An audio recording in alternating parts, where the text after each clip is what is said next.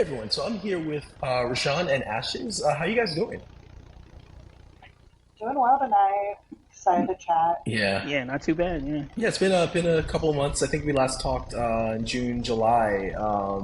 With so you were launching for Dark Spider. So I guess before we get to your current project, why don't you guys tell me a little bit about what the status is of Dark Spider, how the crowdfunding campaign go, and where you're at with that whole process. Yeah. We got funded, fully funded more so. And yeah, it was great. And we are in the process of fulfillment. We fulfilled all of the digital orders. Yep. So everybody who pledged or backed for digital rewards, we fulfilled those. We're just waiting for essentially the printer to send us the proof. Well, we got the proofs. They look great. The books look great. We did do an update actually, taking images of the proofs of the different covers, Yeah. not too long ago. So we're just waiting for the final orders to come in, literally shipping to us, and then we have all the materials to send them out to people. So Nice. it's just yeah. So, question on that with the proofs, and I guess this is for lesson for any comic. I'll share my experience, which is a lesson for any creator. Did you go with the digital proof or a physical proof? Physical proof. Yeah, Physical. good choice. Because I went with the digital proof, and it was with the printer that I went with, which I was happy with the quality, but like basically the way that the digital proof they sent me was like of the comic. Almost everything, had everything. There were no white borders around anything except for one page, and that one page they misaligned it. But because the border was white, I didn't catch it with the digital proof because it was just like it just looked Right. normal with the white border and the white background. And their response basically was like, "Well, we're not gonna redo it, even though it was kind of our fault." So they basically was like, "I got half off my next order on the book." So yeah, it's like a lesson, nice. lesson for any That's creator. good. I mean, it's good, but I mean, it does. It's like lesson is get the physical proof, pay the extra for it. Don't make the mistake, Yeah. that I made with that. But so what printer did you end up going with? We We did end up. Oh, go ahead, Rob. Oh no, we ended up working with Kablam, Okay, yeah, down in Florida. yeah, So we ended up working with them. Pretty good prices. The Great colors quality. popped. yeah, Quality Really was really good. good. Yeah, Colors the popped. colors are So awesome. yeah. So Really uh, happy with them. yeah. yeah. We just switched over to them, so we were really excited to see how they matched up versus previous printers, and really happy with it. Yeah. And we're really excited to get the books out. I think like they should be here in like the next week or so. Oh, great. So Yeah. me and Ra are gonna get together and start Yeah. put some good music on and get packing. Yeah. Packing. Yeah. Have a So packing party. Yeah. Packing yeah. party. So now, have you figured out how you're going to pack it? Like, what are you going like the kind of, what route are you taking as far as packing it? Are you using like the special comic mailers? Are you going to do? Yeah. We have yeah, Geminis. yeah, the We're Gemini. doing Gemini Geminis. mailers. Yeah, We Gonna have the bag and Gemini. board everything. Yeah. Yeah, the Gemini mailers. I don't think we have anything else, but whatever No. the standard yeah. kind of is. Yeah, which no, Yeah. it's just definitely the way to go. One of those things you don't, you learn when you're doing it. I think I've like having backed quite a few. Like I've gotten some that have been shipped, just kind of, maybe a couple, sandwiched between a couple pieces of cardboard, and I've had a couple that actually come in with issues. But yeah, the Gemini mailers are amazing. They're not cheap, but at the end of the day, it's like people are, you know, investing in you, so you want to make sure that they're getting, Right. really getting a good product. So now, so with that first Kickstarter, so I know that this was your first Kickstarter campaign. What did you take away, or what did you learn from that maybe you will use, or maybe you have been using with this upcoming campaign? Like anything that you took away that you did not expect, like running a Kickstarter campaign. I think for me, just the amount of work with like just posting updates, making sure I feel like we're always really communicative with what we're doing, but just making sure like, oh, proofs didn't look great. Let's let everybody know. Let's like sit down, write something. Those were some pretty good learning experiences. The amount of work that just goes into a Kickstarter. We Yeah. haven't even had the packing party yet. Um, all that is a lot, and we really positioned ourselves better by just being more, I guess, proactive in some ways. Although we had a pretty good checklist, Yeah, but there's yeah, always improvement. yeah. What about you, Rob? What do you think? I think a lot of it. I think some of the stuff that we kind of use for advertising and marketing, kind of the process that we used, we carried over. We kind of, I don't want to say we didn't perfect it, but when we implemented it during Dark Spider, we're like, oh hey, this works, or this is a good idea, or this is a something we should carry over into Pyre because it helped us, or at least it seemed to be something that worked or got people's attention or Yeah. assisted in the campaign. So we did do a lot of that, but that's also a lot of work. As Ashley says, it's just Yeah. Kickstarters in general is a lot of work, especially it's we don't have a big machine behind us. It's just the Yeah. two of us. Just us. So it's a lot of hand to hand legwork Yeah. outside of our day jobs and everything else. Yeah. So it's just having to having creating a schedule helps. A Yeah, schedule helps. absolutely. Definitely. No, it's like Yeah. I get it. It's like a full time job on top of your full time job. Trying to Yes. manage Kickstarter, I think that was the biggest shock. Now, what have you done anything different this time around to manage that better, or have you kind of mostly applied what you learned in that first campaign? I, oh, go ahead, Rob. No, go ahead. No, I was just gonna say, I think just like just making sure we're organized, making sure that Ron, as Ross said, like it's just us, Yeah. so just making sure we're communicating, Hmm. having a lot of copy variations Yeah. for posting, because we don't want to like just keep saying the same things. Like I hate that when Yeah. I see, Right. people promoting Kickstarter, it's like the same two sentences, like, oh, what else. So just like sitting down to do all that, just that kind of proactive planning. Yeah. But sorry, Ross, go for it. Yeah, I also think we are communicative when we update people, but I think not overdoing it, and it's something that we didn't do the last time. We didn't do the first time, but I think we also saw from Kickstarters we had backed, where you'll have instances where people will, if you're a backer, let's say you backed somebody for 4 projects, and they'll go back to their oldest projects and they'll send an update message about Yeah. their new project to everybody from 4 projects ago, Yeah. and it's like, I backed 4 projects from you, I'm getting this message 4 times. So we didn't want to, That's right. we kind of looked at the way we did.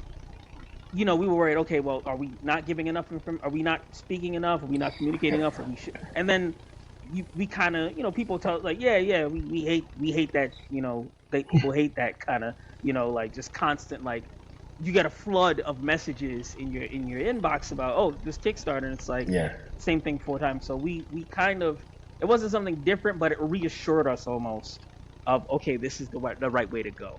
Absolutely. Now, and then I want to get to this upcoming campaign and this comic, but a question for you guys. So, like, what do you have you thought about, like, or what do you guys do in the interim? Let's say between campaigns or between issues to engage your audience and keep people connected with you and with your projects. A lot of social media. Yeah. Yeah. We're escaping Twitter currently, Yeah. but we're hanging out on Blue Sky a lot Yeah. more. So, we get to work with a lot of artists, so always just sharing some cool art, sharing, what we're up to. I was putting some Dragon Age stuff in some of our feeds because I was Yeah. like nonstop playing Veilguard. Mhm. So just kind of like letting people get to know us, let people know what's coming up.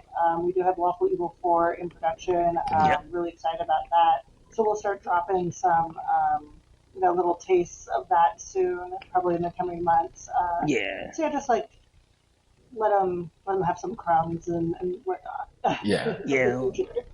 No, a question. So I haven't. I've been on Threads because I left Twitter as well, and I've been using Threads. But is Blue Sky better? Do you feel like Blue Sky is better for like creatives or for comic creators? I feel like a lot of artists and writers that we're friendly with are moving Yeah. more to Blue Sky. Got it, We yeah. are Mhm. on Threads, but I'm not really seeing the engagement Yeah. on Threads. It's really like still Instagram Yeah. versus like Threads, and then Blue Sky. Where I feel like it's really starting to pick up, and we recently just started a TikTok, so Yeah. Yeah. that's been fun. Actually, it's been kind of fun, to be honest. Like, there's Yeah. a really engaged audience over there. People seem to be really loving the videos we're putting up, and we haven't had to dance yet. So Yes. we'll have to dance in the Fingers crossed. future. Fingers crossed. Now, Rob, we're going to have to dance for the fulfillment party. Yeah, I guess that's Yeah. true. Yeah, that would be a deal breaker for me. Anything with dancing. Same. All right. So let's get to your current book is Pyre, Lost at Sea, and Burial. so I guess sorry. Burial. Oh, no, I'm sorry, Burial. Oh, sorry, my mistake. Sorry about that. No, you're good. Yeah. You're good. So I had a chance to read it. I love it. I really engaged with the story and excited to know where it goes. And I love the art. I think is it the same artist that you've used for previous projects, or is this a different artist? No, so No. this is actually our first time Yeah. working with Shan Benion. They did the art, colors, letters, Yeah. design. Some of you see Lily as a pirate. They designed Lily's, costumes and everything like Yeah. that. They did such an amazing job. Yeah. We love working with them, and we hope to have them on more projects. Yeah, We've booked no. in, Yeah, booked in the- busy, but Yeah, no, really, like that was stand out. Like art was really, really, really good. And your other work, not that the art's not been good. Yeah, but But this is really, really excellent. So I guess tell me a little bit about. So I'm interested. So obviously, with when we last talked, it was the reverse. I think Rashawn, you were the writer on Dark Spider, Yeah. and Ashes, you were kind of the editor consultant. What were the roles on this book? How did that work this time around? yeah. So, go ahead. go for it, Rob. Oh, well, No, yeah, I was going to Ashes- be like, you should. Yeah. You were my editor this time. It was so much fun. Yeah, I was the editor. I got to kind of get a first look, and I'm excited. I was an editor, but I also kind of I had my comic book fan hat on a little bit. Oh man, this is I know where this is going, and I can't wait for everybody else to get there almost, because it's it's knowing something before everybody else does, and having nobody to talk about it with because nobody else knows about it yet, because it's not out. It's not out yet. So it was fun. Lily as a character, getting to see the human, I guess it's like a better phrase, somewhat human side of her, because in the Lawful Evil Bane stuff, she's kind of enigmatic. We see Dark Spider, we see him kind of in this space, and we see his problems and his issues. But it was really interesting just to read and get a chance to work on Lily's the microcosm, her part of the world, and her fears, her human side, because again, she's this enigmatic figure who we think just has fun and has all this power, or whatever the case is. But then in Pyre, we see the trials and the things that she has to deal with, and it's like, oh, okay, this adds another layer to her that I'm really excited for people to read about. Yeah. Interesting. So Ashes, you wrote you were the writer on this. Did you guys collaborate on building the story, or was it more you wrote the story and then Rashawn, you edited, or you were the editor? Me and Ra are always talking, so it's kind of like, I was like, should I do pirates? Like, what if she was a pirate? Right. We were discussing one day, and it's like, yeah, that could be a pretty cool thing to explore. So I was the main writer, but Ra is always we're attached to the hip when we're doing stuff. So we're always reading each other's things, and it's how we do Lawful Evil too. We're coming together more. It's just duo writers. Right. But we're always looking at each other oh, what are you cooking in this page that I haven't gotten to yet? It's really exciting stuff. So Rob is definitely a big piece of the project. So with And this, yeah. Oh. No, I also want to say when Ashley said, "Oh, is she gonna? I like pirates. I want to put something about pirates in there." Um, I said, "Well, she's a woman out of time, right? She's like a Captain America or a Hellboy, but mainly, more so like a Hellboy. But she's lived Yeah. through these different eras. So what we have to look, we have to know what her formative years are. We have to Yeah. know where she grew up, how she came to be. So I was like, yeah, pirates sound great because if we're talking about America, where she's 369 years old, she's 300 years old at this point, but in this story, if we're talking about her origin, she'd have to come up in these different ages. So Yeah. I just kind of was like, yeah, play with that idea, play with the woman out of time idea. Yeah. Well, yeah. So now, I guess I'd love you to explain. So, like, I've read the book, so I kind of have the context. But for somebody who does not, has not read the book, or even is maybe not too aware of the Lawful Evil universe, because the great thing about this actually is like it required zero knowledge of like what comes previously. So you can go into this completely without any background. But tell listeners about the character, about this about her story, and about specifically I guess like this book. Sure. So for fans of Lawful Evil, you might recognize her better as Succubate. Yeah. But this is before she actually went by that. That was a moniker given to her by actually the villain in issue one. Yeah. But that's Lawful Evil. And like, you don't need to know Lawful Evil, but if you want to come in and check it out, like that's awesome. We always try to make our books super, super accessible because it's really frustrating with like DC and Marvel. It's like, oh, I want to read Batman, but I have to read like 500 issues to like understand what's going on with the story right now.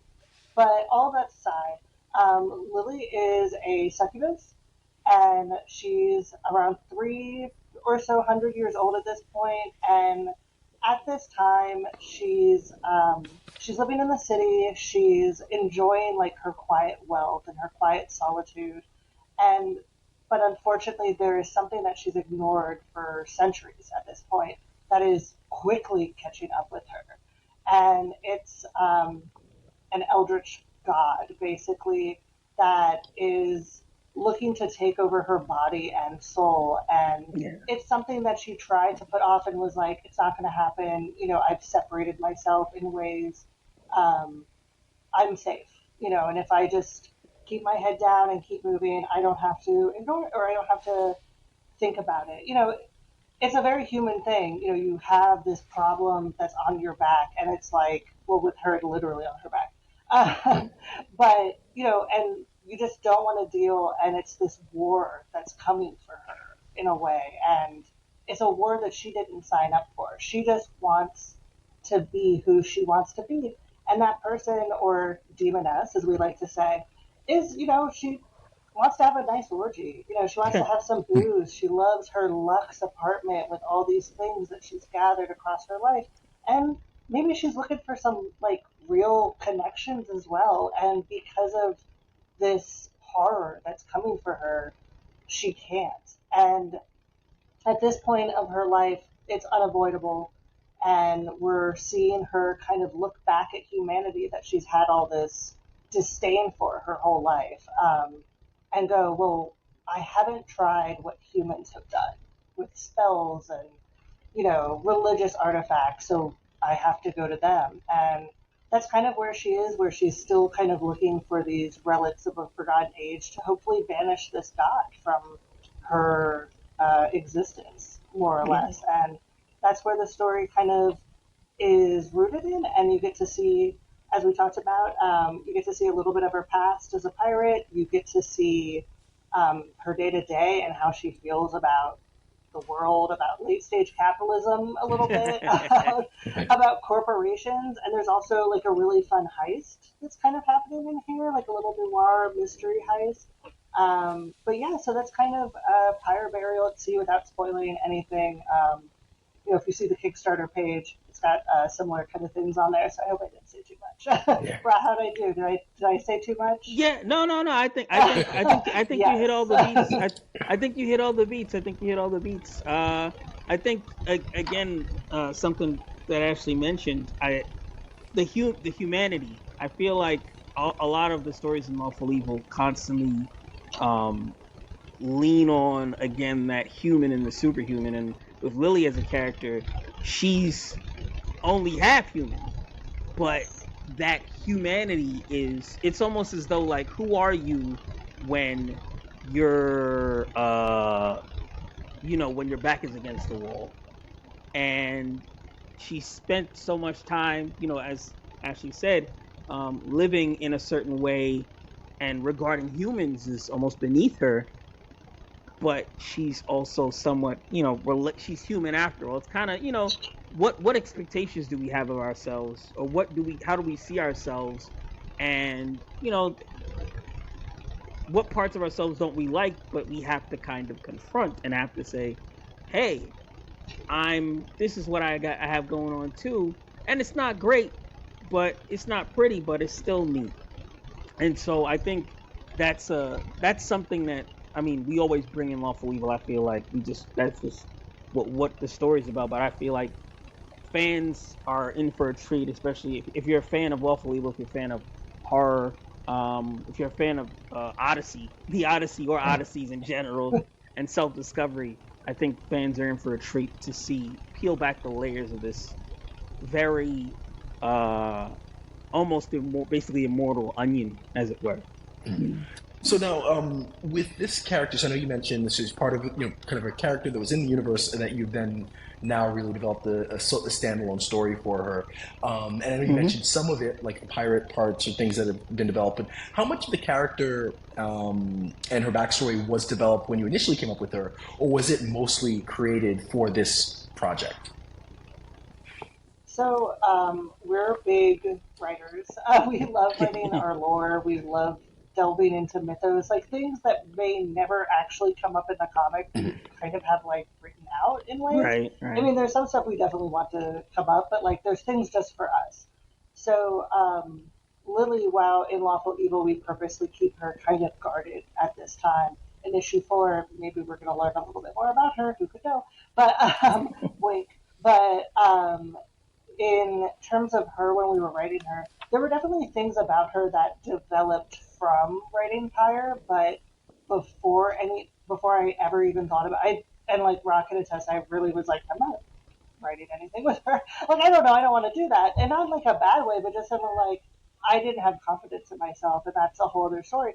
But we had, a lot of the Eldritch God stuff written out. We had a lot of her past written out. The pirate was actually something that when we were talking, it was like, well, what has she been doing for 300 years? Like, she can't just be sucking out souls and just kind of like flying around all the time. It's like people would probably want to hunt her. It's like this demon woman, like, vampire rules. If a vampire eats a town too much, Van Helsing shows up, right? Like, so we had done a lot of stuff with her past in terms of her lineage, but some of the really cool stuff, like what has she been up to, being a pirate, some of her different escapades, that really came from Pyre and just kind of delving into the character. And we also spent a lot of time like thinking about her motives for Lawful Evil, and a lot of that fed into Pyre, just as just as a way that it kind of worked out. Yeah. So the bones were kind of there. Already. Yeah, the bones were there, but we had to get a little muscle and sinew on there. Sinew. Now, are there any parallels like for other characters in pop culture that you'd say that this character is similar to? Or like if you like this type of story or like this character, you're gonna like this. Yeah, Jennifer's Body, super inspired by that amazing movie, Megan Fox, love her. Really inspired by, Ross said it before, but I'm kind of in like my weird, the Odyssey era, so very Homeric, or I'm not saying it right, but very inspired by like kind of Greek tragedies and Greek mythos, and then like Hellboy, Constantine, just wanted like some cool like supernatural little dash of Buffy the Vampire Slayer. You're definitely gonna probably get a little bit more of that in the next issue. But yeah, like little pieces from like things that we both love, things that I like pull from, in terms of like literary inspiration, or we both do. So that's kind of some of my influences for sure. Yeah, nice. I'd also say some Raven from Teen Titans a little bit. Yes. With that kind of, not necessarily intentional, but it just sort of just kind of happened that way, Yeah. Um, Yeah, no, I can definitely see that. So now, okay, so question. So obviously the books, as we talked about before, are very much not safe for work. Not, you know, definitely not gratuitously so, but yeah, definitely. Like there was one day when I was reading it, and I was like I was going to read it on the train, and I was like, Oh, I was like, remember that for the first book, maybe I'll hold off reading it Hold until I on, get yeah, into a yeah, space, yeah. where it's not on a Safety, crowded subway. yeah. But but no, but again, it's like not done in like in a gratuitous, crazy. But my question for you though is, how do you write those scenes in your script? Do you mostly just leave it to the artist? Are you very specific about what you want in those panels? Like, how do you write that when you're doing the script? um, for me, I I have like base ideas, and it's like, oh, this would be funny if like this is something from Lawful Evil we did, but it was like, what if they were flying and having sex? Like, Okay. like it's like so we like wrote that out. Yeah. For some of the naughtier parts of Pyre, that was written out. Shan did a great job interpreting my panels and putting their own spin on it, and just making it even better than I had in my mind's eye. Yeah. So a little bit of column A, a little bit of column B. I know, Yeah. Ra, I think you're kind of similar to me, where you kind of like write out a little bit. Yeah, yeah. It's very similar. Writing out. I felt like I guess in Pyre it seems a little easier because she's a succubus, so it's like this is part of the story, you Yeah. know. Part of the Yeah, job. it's more. Yeah. Yeah, it's part of the job. So but yeah, I do. I write it out and I come up with. I think like you said, we don't do it gratuitously. It's not a sex comic. It's a Yeah. comic that has a story Yeah. that happens to have sex in it. But I feel like there's always a human something related to that in there. I'm not gonna spoil the sex scene in Pyre because it's integral to the plot, but Yeah. you A little know, bit. it it's a part of her existence. Yeah. In some ways. And so that's just it's not like, oh well, some people are shy away from that because Yeah. it needs to serve the story. It does, but at the same time, I'm it's fun to look at. Yeah. Well, it's interesting. I did think about it too because it's got it. I haven't written anything like this for a script. I mean, but it must be a lot easier than writing it in prose, which I having an issue where I'm writing. I've been working on this novel for a long time, and there's this one scene that I've been just avoiding because it is like an intimate scene between characters. And I just don't know how to write it in a way that's going to sound okay and so I've been struggling with that, and then reading it I was like, oh, it'd be so much easier to just like give it to an artist, just say, okay, outline, here's what I want, and you figure this out instead of me having to figure it out Yeah. like with words, which is a challenge, but yeah, no, it's definitely part of the character, and fits as far as your story, like organically right into the story, so it doesn't feel like a thing that's like gratuitous or just there to be there. Um, Right. so tell me a little bit about the campaign itself. Any interesting like reward levels that you've got, or reward tiers? Yeah, let me know a little bit about the Kickstarter, and listeners know about the Kickstarter itself. Yeah, so we have some really amazing rewards. I think we have, what, 6 cover offerings, with Yep. 2 covers being nude variants. Yep. So for our extra spicy fans, we do have a nude variant of her as a pirate, and we also have a nude variant of her in kind of this burning bed that I'm just absolutely obsessed with. It was one of Yeah, the it's a early great cover cover. concepts from the amazing Yonax on Instagram. Um, so we have some really cool rewards there. We also bundle up. So if you just want the naughty covers, you can get a nice bundle of that. Hmm. We also have like a Lawful Evil catch up tier. So if you want this digital only tier, but if you want to like have everything that's integral to the Lawful Evil universe, which is issue 1, 2, and 3, Dark Spider, and then of course Pyre, that's a really great tier. Um, we have some really amazing covers. So Shan Benian, who did the interiors, they did the standard cover. Absolutely obsessed with it. MK did the really awesome horror cover where The there's horror like cover's amazing. intestines. Obsessed. They Yeah. killed it. There's just so many cool covers. We've got stickers for add-ons. You can get single issue stuff digitally as add-ons. And then the stretch goals, we're really close to unlocking stretch goals. We're in that little bit of that mid campaign valley, but Valiant. if when we are funded, everyone's going to get a really super secret mini comic. It's really Yeah. fun. And everyone will get that regardless of physical or digital backer. Very similar to how we did Dark Spider, we did like a little mini comic. And then at the next stretch goal level, you can get a naughtier version of one of Martin's patrons who Lawful Evil fans might recognize from issue 3 and Dark Spider fans Yep. might recognize from number 1. He did some naughty variants of Lily, so that's in the back of the book. And then we also have a tip jar for Shan because they crushed it, and we'd love to toss them some more coins. And they also helped us with graphics for the campaign. They were just such an amazing collaborator. So if we hit our 3K goal, toss them a little bit more money, and we'd love to do that. Yeah. Yeah, no, I think you nailed it too with like covers. I think are the way to go really. With variant covers are the way to go with these rewards and not getting too ambitious. With crazy rewards. Which I made a little mistake. Thankfully, not many people backed it. The reward levels that would have been rough for me. But yeah, no, I think the covers are great. Stickers, easy stuff like that. Not easy stuff, but those things that are tangible and that really look cool and mean something. Stuff that's not going to cost too much to ship or anything. Yeah, we want to keep costs down for ourselves, but then also the backers, because it's like if anything gets too heavy, then we have to up shipping and stuff. So we try to keep it simple, just try to keep it nice and easy with some really just amazing cover art across the board. But maybe next time, we were talking about maybe doing like a little standee, some stuff, maybe play around with something. But for this campaign, we're really happy with the reward tiers and the offerings. And we have more stretch goals, so if we keep pushing, we can unlock more, but we don't know what it is yet. We can't say it. We got to have it unlocked first. Yeah.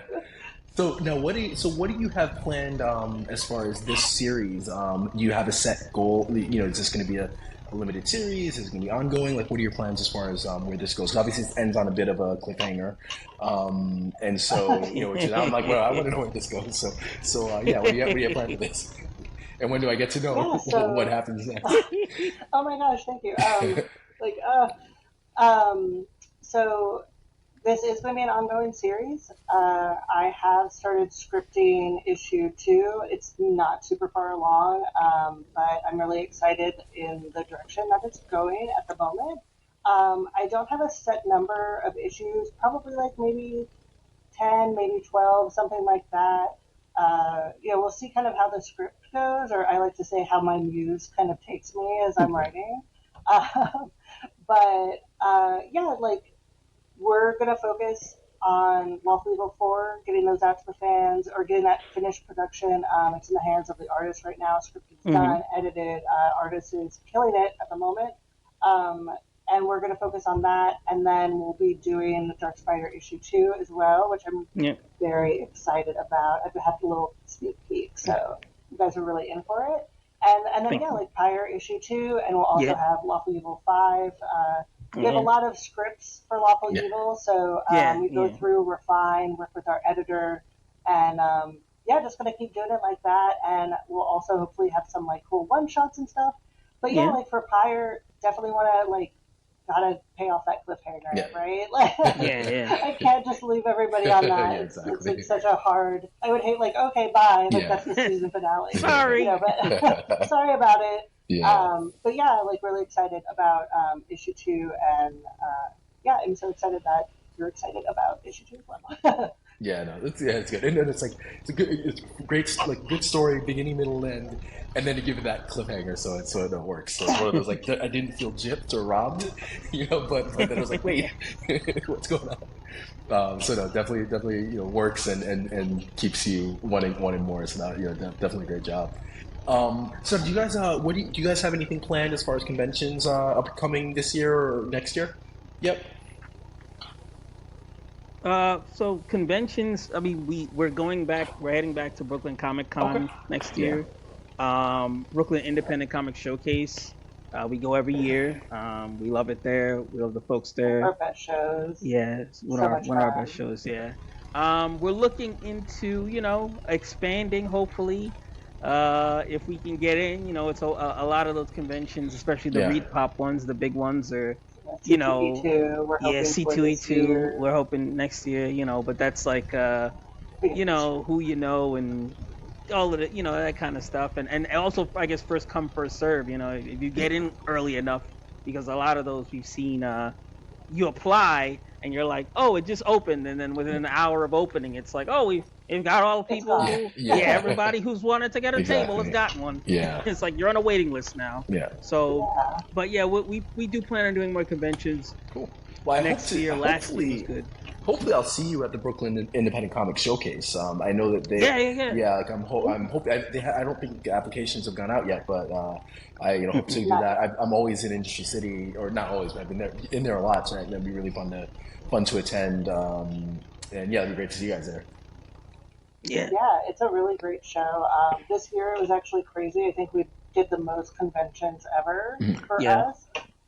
We were at Baltimore Comic Con, which was huge. That was our biggest show for the year. Got a lot of love in Baltimore, so that felt really nice. But yeah, we're hoping to add a couple more to the list for 2025. We've got a spreadsheet going. Yeah. My favorite thing in the world, my spreadsheet. Yeah, that's the thing I've been working on this year. I'm setting up. I kind of have the spreadsheet, all the mostly just tri-state area, and think there's a couple. I'm doing a couple next year, and then a bunch of applications and waiting to hear back. But yeah, it's kind of for me. This will be the first year actually doing conventions. So that should be fun. Oh, that's so exciting! Yeah, that's great. So what advice do you have for a first time, for somebody doing conventions for the first time? What advice would you have? Oh my gosh. Have a tablecloth that isn't black. Have a bright tablecloth. Yes. Have a tablecloth that what? It's not black. Oh, that's not black. Why? Yeah. Because they give you black ones just to start, but we use a red one and it really pops out of the crowd, so we really like it. Yeah. Just having having your comics and everything just set up in a way that's high, that is an eyesight. Yeah. Because we're really working on our booth, and our first year of I think we did one con our first year. Right. And it was just books on the table, and we were like, why isn't anybody stopping? It's oh, no one can see what you're selling. They're too busy just looking around. So that was really important to get a bookie or a book stand. Oh my gosh. A book stand, and a rack. We have a wire rack. A rack. We got a wire. Get a wire rack. I would say. Get something because a standing wire rack, like a standing magazine rack, because it allows visibility. Yeah. Something we're working on. If you can, when we've noticed a lot of people get a banner. If you can, just make sure that everything that you are that you're, as Ashley said, go for a tablecloth that's a different color that'll pop, because most people have the standard is black. That's what they'll give you.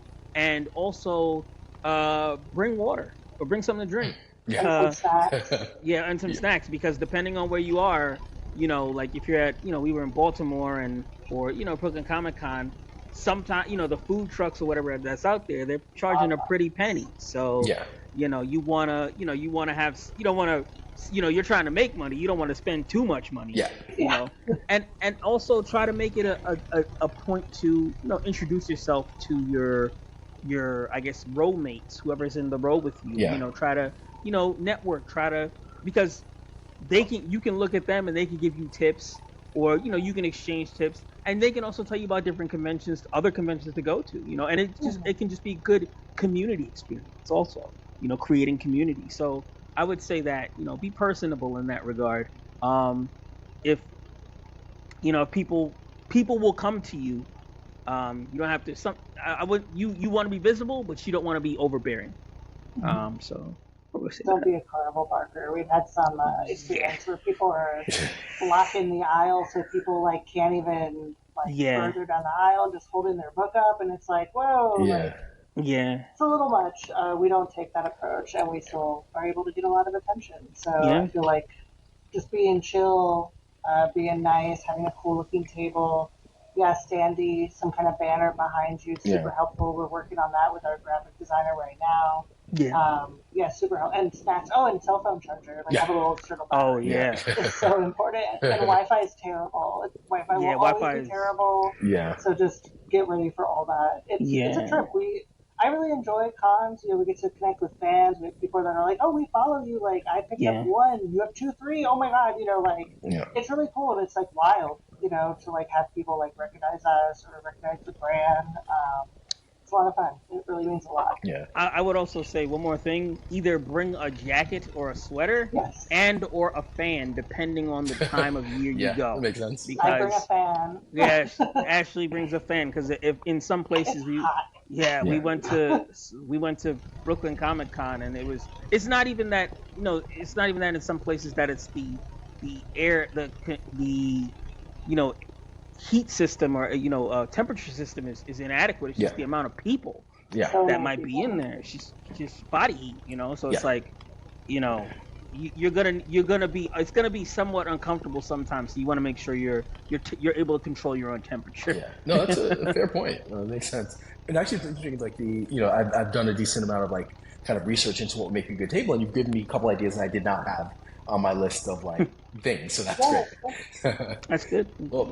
Well, awesome. So I guess so. Tell me, where can people find you? And I will make sure to leave like the link to the Kickstarter campaign. But yeah, let us know like where you active on social media and where the best places for people to find you if they want to find out more.